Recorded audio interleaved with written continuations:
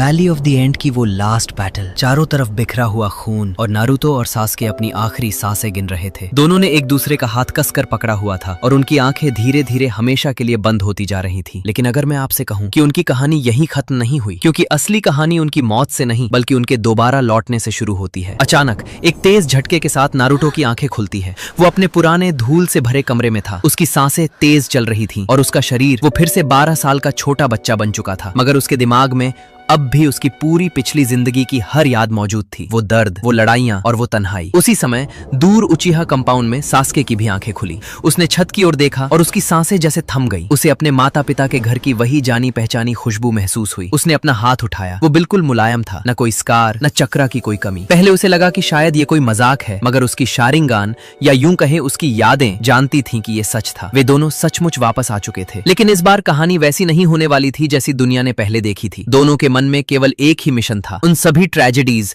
उन भयानक घटनाओं और उस महायुद्ध को होने से रोकना जिसे वे अपनी पिछली जिंदगी में देख चुके थे। मगर जैसे ही उन्होंने टाइमलाइन को बदलने की कोशिश की, उन्हें एहसास हुआ कि कुछ और भी बदल चुका है। एक प्राचीन काली परछाई जो चक्र के जन्म से भी पहले की थी, अब जाग चुकी थी। और यही वो थ्रेट थी जिसका जिक्र उनकी पिछली जिंदगी में कभी नहीं हुआ था। अगर आपको ऐसे ही अनइमेजिनेबल व्हाट इफ पसंद आते हैं तो वीडियो को लाइक करके अपना सपोर्ट जरूर दिखाइए और कमेंट में बताइए कि अगला व्हाट इफ किस टॉपिक पर देखना चाहेंगे। अब बिना टाइम वेस्ट किए चलिए कहानी को आगे कंटिन्यू करते हैं। नारुतो अपने पुराने कमरे में बैठा था। उसे अब भी यकीन नहीं हो रहा था कि क्या वह सच में वापस आ गया है। उसने अपने पेट पर हाथ रखा, वहीं वही सील मौजूद थी। मगर जब वह अपने इनर वर्ल्ड में पहुंचा तो कुरामा का व्यवहार पूरी तरह अलग था। कुरामा ने उसे ऐसे घूरा जैसे वो कोई अजनबी दुश्मन हो। नारुतो समझ गया कि उसे कुरामा के साथ अपना रिश्ता फिर से शुरुआत से बनाना पड़ेगा। उसने हल्की मुस्कान के साथ सोचा, कोई बात नहीं, इस बार मैं तुझे अपना दुश्मन नहीं, अपना भाई बनाऊंगा। सासुके के लिए यह पल दर्द से भरा हुआ था। वह बाहर निकला और उसने देखा उसके पिता फुगाकू और माँ मिकोतो दोनों जिंदा थे। इटाची भी वहीं बैठा था, अपने उसी शांत चेहरे के साथ। सास्के का दिल जोर से धड़क उठा। उसने अपनी नफरत को दबाया और अपनी आंखों में छिपे शेरिंगन को शांत किया। उसे अच्छी तरह याद था कि उसने अपने ही परिवार को कैसे खो दिया था, मगर इस बार उसके पास उन्हें बचाने का एक मौका था। अगली रात एकेडमी की छत पर दोनों मिले। वह पल आखिरकार आ चुका था। जब दोनों ने एक दूसरे को देखा तो वहां न कोई गुस्सा था और न कोई राइवलरी, बस एक पुरानी दोस्ती थी जिसकी गहराई कई जन्मों तक फैली हुई थी। नारुतो ने अपना हाथ आगे बढ़ाया और सास्के ने बिना एक पल सोचे उसका हाथ थाम लिया। ये किसी लड़ाई की शुरुआत नहीं थी, बल्कि दुनिया को बदलने के लिए किया गया एक वादा था। हम सब कुछ नहीं बदलेंगे, सास्के ने धीरे से कहा, क्योंकि जितना ज्यादा हम बदलेंगे उतना ही बड़ा खतरा पैदा होगा। उनका पहला टारगेट था उचिहा मैसेकर। सास्के ने बताया कि डांजो की साजिश और शिसुई की मौत ही उस पूरी घटना की सबसे बड़ी वजह थी। लेकिन अपने विलेज के सबसे ताकतवर एडवाइजर को सीधे चुनौती देना कोई आसान फैसला नहीं था। ऐसा कदम उठाने से पहले हर परिणाम के बारे में सोचना जरूरी था, मगर उनके पास भविष्य का ज्ञान था। उन्होंने इताची और शिसुई को ढूंढ निकाला। उन्होंने उन्हें ऐसे सीक्रेट्स बताए जिन्हें केवल वे दोनों ही जानते थे। इताची की वे आंखें जो हमेशा शक से भरी रहती थीं, पहली बार नम हो गई। इसके बाद उन्होंने शिसुई की कोटो अमात्सुकामी का इस्तेमाल किया। उन्होंने डांजो के मन में ऐसा डर पैदा कर दिया कि उचिहा क्लैन का कूप बिना किसी युद्ध के शांति से रुक गया। जब अगली सुबह हुई तो उचिहा क्लैन सुरक्षित था और कोनोहा भी पूरी तरह महफूज था। लेकिन डेस्टिनी ने फिर अपना रंग दिखाया। उन्होंने कोनोहा को तो बचा लिया, मगर उनका पूरा ध्यान वहीं लगा रहा। इसलिए उन्होंने लैंड ऑफ वेव्स की तरफ ध्यान नहीं दिया। इस बीच जबुझा और हाकू का समय आ चुका था। बाद में नारुतो को पता चला कि वहां एक भयानक तबाही हो चुकी थी। ये उनके लिए एक बड़ा वेकअप कॉल था। उन्हें समझ आ गया कि टाइमलाइन एक जिंदा चीज की तरह काम करती है। अगर तुम एक जगह का दर्द मिटाओगे तो कहीं और एक नया घाव बन जाएगा। अब वे दोनों पूरी तरह समझ चुके थे कि यह मिशन बिल्कुल भी आसान नहीं होने वाला। कुरामा अब भी नारुतो को अपना दुश्मन मान रहा था और वह अनजान शैडो दूर खड़ी होकर उन दोनों पर नजर रख रही थी। अब उनका हर कदम ऐसा था जैसे वे किसी चेस की गेम खेल रहे हों, जहां एक छोटी सी गलती भी सब कुछ बदल सकती थी। नारुतो ने सास्के की तरफ देखा और कहा, सास्के, हमने मैसेकर तो रोक दिया, मगर असली खेल तो अब शुरू हो रहा है। सासुके ने अपनी आंखें बंद की, शेरिंगन को एक्टिव किया और कहा, इस बार हम किसी को भी पीछे नहीं छोड़ेंगे। उनकी यात्रा अभी बस शुरू ही हुई थी, लेकिन हवाओं में एक अलग ही बदलाव महसूस हो रहा था। कोनोहा की गलियों में अब वह पुरानी नफरत नहीं थी, मगर शैडोज के भीतर छिपी वह डार्क एंटिटी पहले से भी ज्यादा आक्रामक होती जा रही थी। अब उन्हें सिर्फ अपने एनिमीज से नहीं, बल्कि समय की उसी रियलिटी से भी लड़ना था जिसे वे पहले से जानते थे। हर पल एक नई चुनौती लेकर आने वाला था। हर फैसला अपने साथ नए कॉन्सिक्वेंसेस लेकर आएगा और हर गलती की कीमत बहुत भारी होने वाली थी। नारुतो ने अपना हेडबैंड कसकर बांधा। उसने मन ही मन फैसला कर लिया था, इस बार वह होकागे जरूर बनेगा, लेकिन ऐसी दुनिया का जहां किसी को अपनी जान की कुर्बानी न देनी पड़े। सास्के ने उसके कंधे पर हाथ रखा दोनों जानते थे कि यह रास्ता बेहद कठिन है, लेकिन इस बार वे अकेले नहीं थे, वे दोनों साथ थे और यही उनकी सबसे बड़ी ताकत थी। तो लैंड ऑफ वेव्स मिशन में जबुजा और हाकू को बचाने की कोशिश नाकाम होने के कुछ दिन बाद चुनिन एग्जाम का समय आ गया। रिटन एग्जाम दोनों ने बिना किसी परेशानी के पास कर लिया। इसके बाद फॉरेस्ट ऑफ डेथ में ओरोचिमारू का वही पुराना खेल शुरू होने वाला था, लेकिन इस बार खेल के नियम बदल चुके थे। नारुतो और सास्के पहले से पूरी तरह तैयार थे। उन्हें पता था कि वह सांपों वाला सन्निन कब और कहां हमला करेगा। जैसे ही ओरोचिमारू की परछाई पेड़ों के बीच से निकली और वह सासुके पर कर्स्ड सील लगाने के लिए आगे बढ़ा, सासुके ने पलक झपकते ही उसके हमले से बचाव कर लिया। उसी क्षण नारुतो भी वहां पहुंच गया और उसने एक परफेक्ट रासेंगन के साथ ओरोचिमारू पर हमला कर दिया। ओरोचिमारू इस अप्रत्याशित जवाब से पूरी तरह हैरान रह गया। उसे समझ ही नहीं आया कि 12 साल के ये दोनों लड़के इतने परिपक्व कैसे हो सकते हैं। वह कुछ कदम पीछे हट गया। अब उसकी आंखों में मजाक नहीं बल्कि गहरी जिज्ञासा थी। उसने मन ही मन सोचा, ये दोनों बच्चे, क्या इनके अंदर किसी पुराने सोल की यादें हैं? लेकिन ओरोचिमारू इतनी आसानी से हार मानने वालों में से नहीं था। कोनोहा इन्वेजन की उसकी योजना पहले जैसी ही थी, मगर इस बार हिरुजेन सारुतो भी अकेले नहीं थे। जैसे ही ओरोचिमारू ने विलेज पर हमला किया, नारुतो और सास्के ने सीधे उसकी पूरी योजना को बिगाड़ना शुरू कर दिया। उन्होंने आनबू के साथ मिलकर ऐसी स्ट्रैटेजी बनाई कि ओरोचिमारू की हर चाल और उसका मूवमेंट लगभग पूरी तरह रुक गया। जब ओरोचिमारू ने थर्ड होकागे को मारने की कोशिश की, तभी सासुके ने अपने परफेक्टेड चिडोरी से उस पर हमला किया और नारुतो ने अपने शैडो क्लोन्स की मदद से उसे वहां से पीछे हटने पर मजबूर कर दिया। इस बार हिरुजेन सारुतोबी की जान बच गई।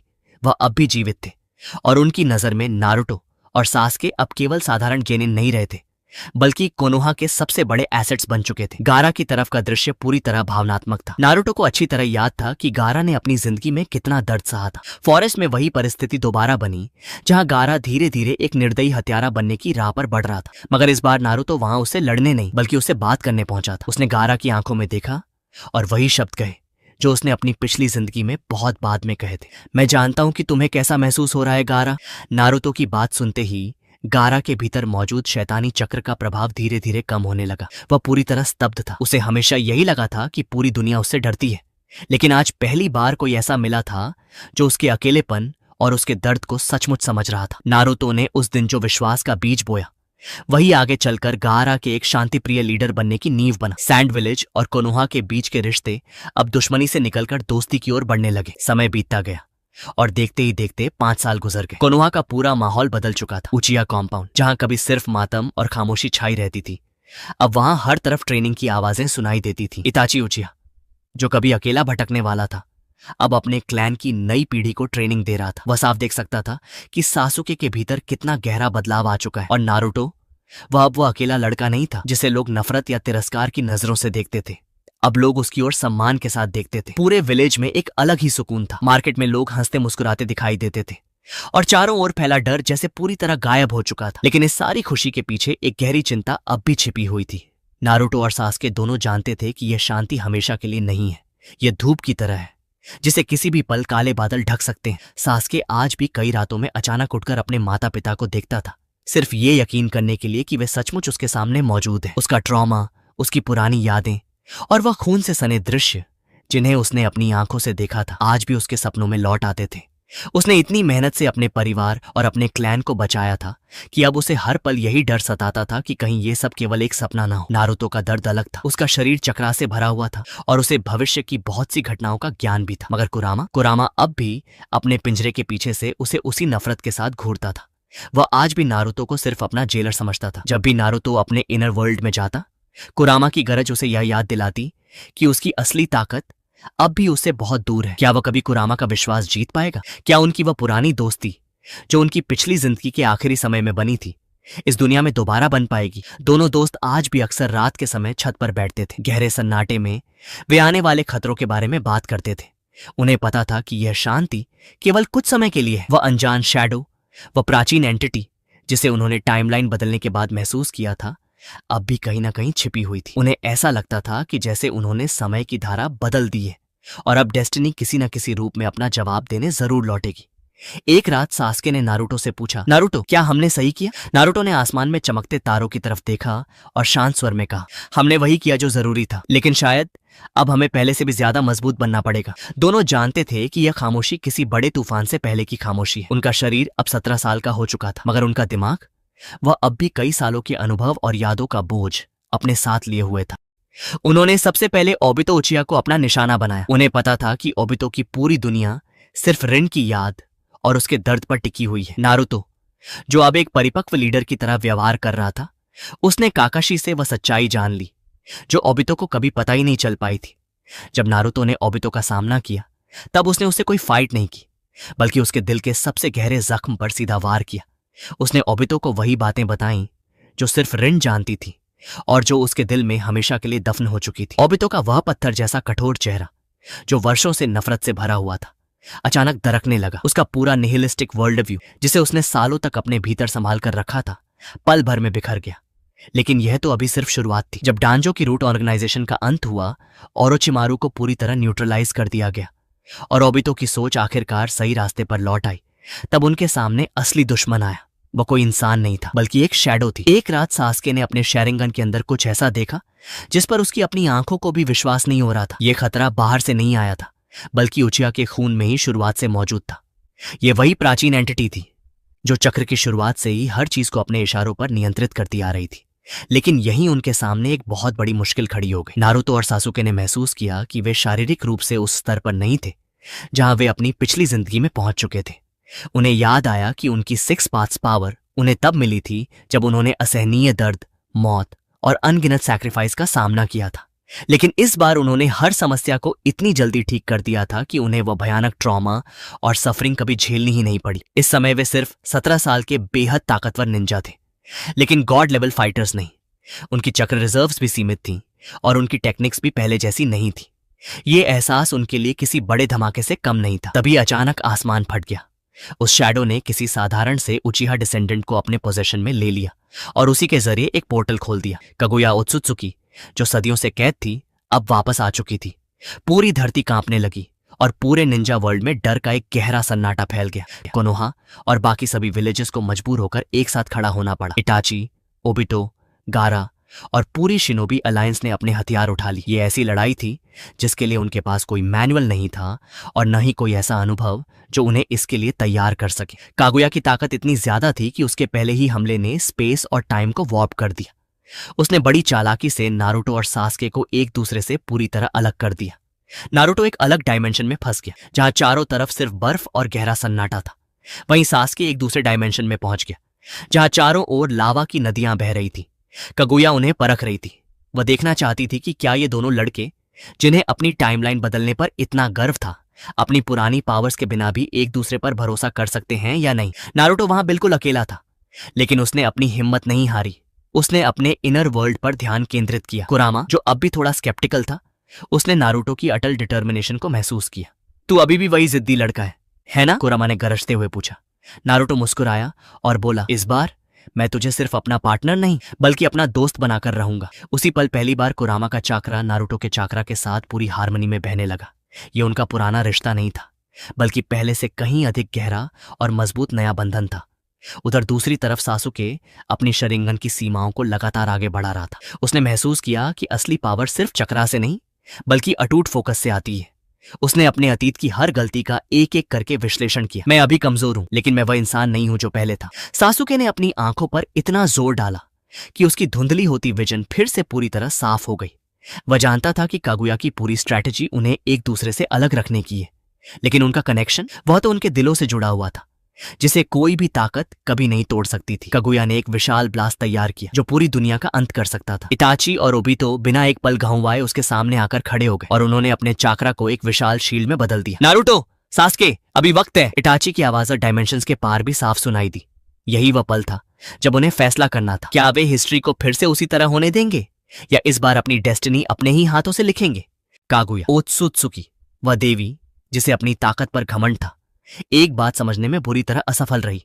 इंसानी जज्बातों की असली ताकत। उसने सोचा था कि नारुतो और सासुके को एक दूसरे से अलग करके वह उनका हौसला तोड़ देगी, उन्हें एक दूसरे के खिलाफ कर देगी, या फिर उन्हें अकेलापन महसूस कराकर हार मानने पर मजबूर कर देगी। लेकिन वह यह भूल गई थी कि ये दोनों सिर्फ निंजा नहीं थे, बल्कि ऐसी सोल्स थे जिन्होंने मौत को छूकर वापस लौट आने का साहस दिखाया था। जब कागुया ने अपनी ग्रेविटी बेस्ड डायमेंशन में उन्हें दबाने की कोशिश की, तब उनका हर कदम पहले से अधिक भारी होता चला गया, मानो पूरी धरती का भार उनके कंधों पर रख दिया गया हो। नारुतो ने अपनी आंखें बंद कर ली। उसने उस पुरानी दोस्ती को महसूस किया जो वैली ऑफ द एंड में बहाए गए खून और आंसुओं के बीच जन्मी थी। उसने अपना हाथ हवा में आगे बढ़ाया, मानो वह किसी का इंतजार कर रहा हो। दूसरी ओर सासुके, जो दूसरे डायमेंशन में चारों तरफ फैले लावा के बीच घिरा हुआ था, उसने नारुतो की मौजूदगी को महसूस किया। उसने अपने चाकरा को एक नई दिशा दी और अपने भीतर वही इंद्रा वाली अटूट दृढ़ता को फिर से जागृत किया। उनका बंधन इतना मजबूत था कि स्पेस टाइम के नियम भी उन्हें रोक नहीं सके। अचानक दोनों डायमेंशंस के बीच एक दरार खुल गई। नारुतो और सासुके पूरी ताकत से एक दूसरे की ओर दौड़े और जैसे ही उनके हाथ मिले, एक ऐसी तेज रोशनी फूटी कि उसे देखकर कगुया की आंखें तक चौंधिया गई। वह रोशनी केवल चाकरा की नहीं थी, बल्कि उनकी दोस्ती के एक नए रूप की थी। उन्होंने कगुया को अपने डर से नहीं, बल्कि एक दूसरे के लिए अपने अपनापन और विश्वास की ताकत से परास्त किया। उस पल वे दोनों अलग अलग नहीं रहे, बल्कि एक ही शक्ति बन गए। नारुतो ने सन सील को एक्टिवेट किया और सासुके ने मून सील को। इटाची, ओबिटो और गारा, जो अब तक अपनी पूरी ताकत से कगुया का ध्यान भटका रहे थे, उन्होंने एक साथ पूरी तरह तालमेल में हमला किया, जिससे कगुया कुछ क्षणों के लिए बिल्कुल स्थिर हो गई। यही वह अवसर था जिसका उन्हें इंतजार था। नारुतो और सासुके ने एक साथ छलांग लगाई और कगुया के दोनों ओर अपने हाथ रख दिए। सन सील और मून सील का मिलन हुआ और वह प्राचीन शैडो जो कगुया के भीतर छिपी हुई थी, हमेशा के लिए उसके शरीर से अलग होकर सील हो गई। कगुया एक बार फिर अंधकार में कैद हो गई और दुनिया एक बार फिर विनाश से बच गई।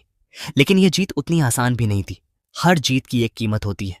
इताची उचिया, जो अब तक अपनी बीमारी से लगातार लड़ रहा था, उसका शरीर अब भी बेहद कमजोर था। उन्होंने उसकी जिंदगी को कुछ समय के लिए बढ़ा तो दिया था, लेकिन उसकी बीमारी पूरी तरह समाप्त नहीं हुई थी। इताची ने सासुके की ओर देखा और हल्की सी मुस्कान दी, वही मुस्कान जिसका इंतजार वर्षों से था। फिर भी नारुतो और सासुके के दिलों में कई ऐसे घाव थे जो कभी पूरी तरह नहीं भर सकते थे। इस नए सफर के दौरान जो लोग अनजाने में उनसे हमेशा के लिए बिछड़ गए थे, उनकी यादें आज भी उनका पीछा करती थीं। अब वे समझ चुके थे कि चाहे वे कितने भी ताकतवर क्यों न बन जाएं या भविष्य की कितनी भी जानकारी क्यों न रखते हों, वे इस दुनिया को 100% परफेक्ट नहीं बना सकते। ये उनके लिए एक गहरी सीख थी कि जिंदगी की हर चीज इंसान के नियंत्रण में नहीं होती। कहानी अब एक बार फिर वहीं आकर ठहरती है जहां से इसकी शुरुआत हुई थी, वैली ऑफ द एंड। लेकिन इस बार वहां का दृश्य पूरी तरह अलग था। इस बार उन दोनों के दोनों हाथ सुरक्षित थे। वे दोनों उसी जगह खड़े थे जहां कभी उन्होंने एक दूसरे की जान लेने की कसम खाई थी। आज वही स्थान शांति और सुकून का गवाह बना हुआ था।